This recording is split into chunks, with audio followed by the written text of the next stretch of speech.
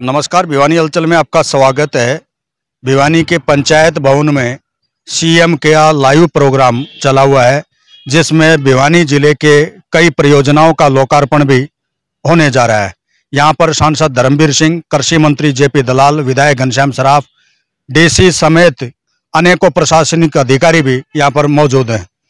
कृषि मंत्री जेपी दलाल यहां किसानों से मिलने के लिए कुछ पल बाहर आए थे। उस दौरान पत्रकारों ने उनसे सवाल जवाब किया। जो आजकल अफवाहें, चर्चाएं, कयास लगाए जा रहे हैं, कृषि मंत्री जेपी दलाल से पूछने का प्रयास किया कि किरण चौधरी, श्रुति चौधरी क्या बीजेपी में शामिल हो सकती हैं।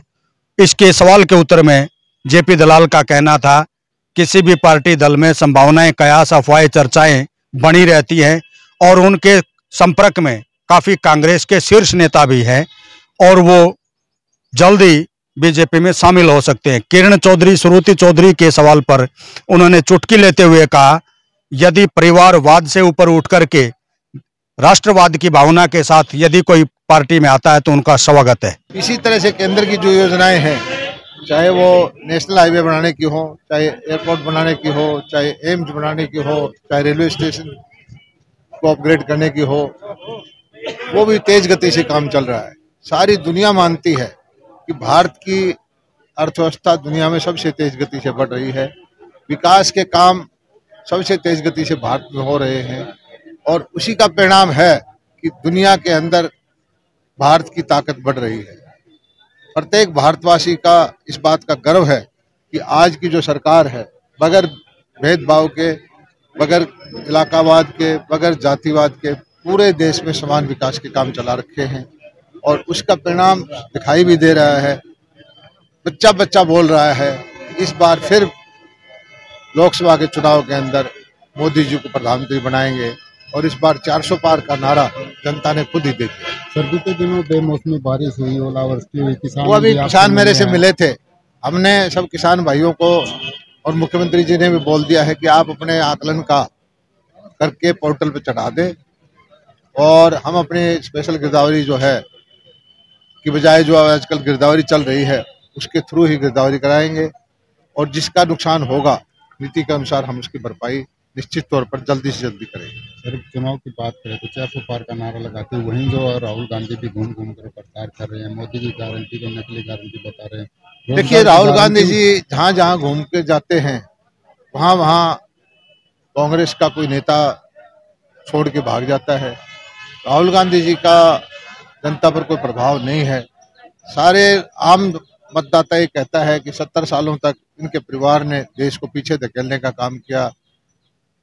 ये परिवारवादी पार्टियां हैं, अपने परिवार के हित के लिए काम करते हैं, आम जनता के हित के लिए काम नहीं करते।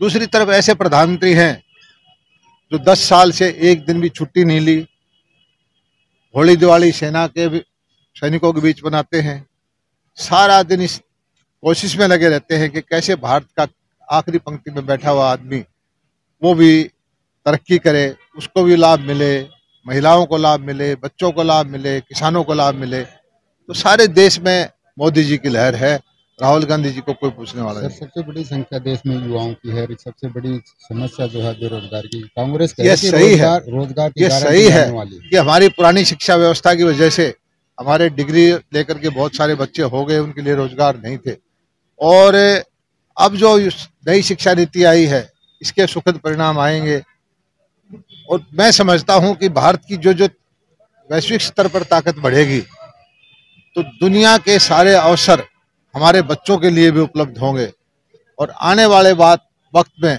जो भारत की आवाज में दम होगा, सारी दुनिया जो है भारत के सामने पलकें बिछाएगी।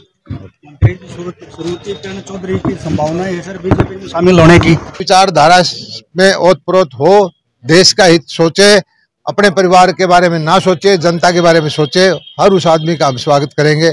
बहुत सारे लोग इसके बारे में हमारे पास आते रहते हैं और विचार कर भी रहे हैं। आप देख रहे हैं कि हर हफ्ते कोई न कोई लोग नए भारतीय जनता पार्टी ज्वाइन कर रहे हैं। मोदी की गारंटी को अपना मंत्र बनाकर आगे बढ़ती डबल इंजन सरकार से भी हरियाणा वासियों के सपनों को पूरा विकास की राह में तेजी से बढ़ते हरियाणा को और रफ्तार देते हुए मुख्यमंत्री श्री मनोहर 600 करोड़ रुपए से अधिक की लागत की 679 परियोजनाओं का उद्घाटन और शिलान्यास एक साथ हो रहा है। परियोजना जिसमें 2 और 4 लेन विकास कार्यों को नई ऊंचाई देते हुए फरीदाबाद में 214 करोड़ से अधिक की लागत से सड़क निर्माण कार्यों की आधारशिला रखी जा रही है। साथ ही करनाल स्मार्ट सिटी के अंतर्गत करनाल में फ्लाईओवर और रेल सड़क निर्माण के लिए 127 करोड़ से अधिक की राशि से विकास कार्यों का शिलान्यास भी किया जा रहा है। जबकि दादरी के 35 गांवों में नहर और पेयजल संकट को दूर करने के लिए 112 करोड़, तो वहीं महेंद्रगढ़ में भी 114 करोड़ से अधिक की योजनाओं का उद्घाटन किया जा रहा है। इसके अलावा इस अवसर पर फतेहाबाद में लगभग 100 करोड़ की लागत से बनने वाले न्यू डिस्ट्रिक्ट जेल और पंचकुला में परिवहन विभाग द्वारा 87 करोड़ रखी जा रही है। पानीपत में लोक निर्माण विभाग की CRS टीम द्वारा 87 करोड़ की लागत से तैयार यमुना ब्रिज का उद्घाटन हो रहा है, रखी जा रही है। सिंचाई एवं जल संसाधन विकास विभाग द्वारा 187 करोड़ की लागत से तैयार कुछ जगह विकास कार्यों का शिलान्यास और उद्घाटन की बात करें अपनी आप सबको जानकारी है जिसका भी नुकसान हो वो क्षतिपूर्ति को शुरुआत हर किसान अपने आप आगे चढ़वा नुकसान 100% जो है 70% जो है 80% ये तो काम करना है किसान को चढ़वाना जरूरी है। पहले तो हमने साइड में आ जाओ एक बार गिरदावरी अपने आप कर दी आपका आप कहोगे मेरा 16 को नुकसान है 70% नुकसान है। गिरदावरी जो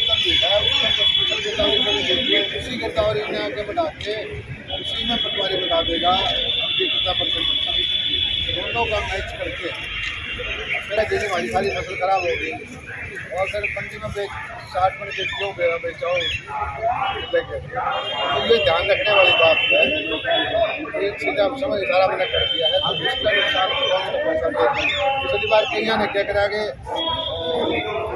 4,500 हमने मान के दिया मंडी में फिर असल साल तक ज़्यादा तो वो चीज़ आजकल सारी आज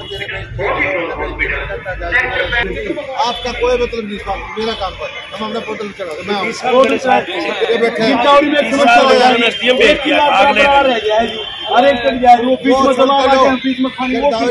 गिरदावरी कराओगे मैं पटवारी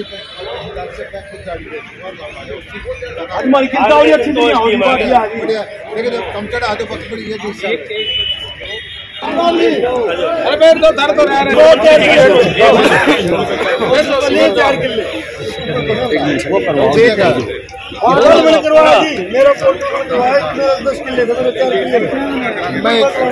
ठीक करा देंगे अगर ऐसा होगा तो मैं ठीक करा हर किले की गिरदावरी होती है।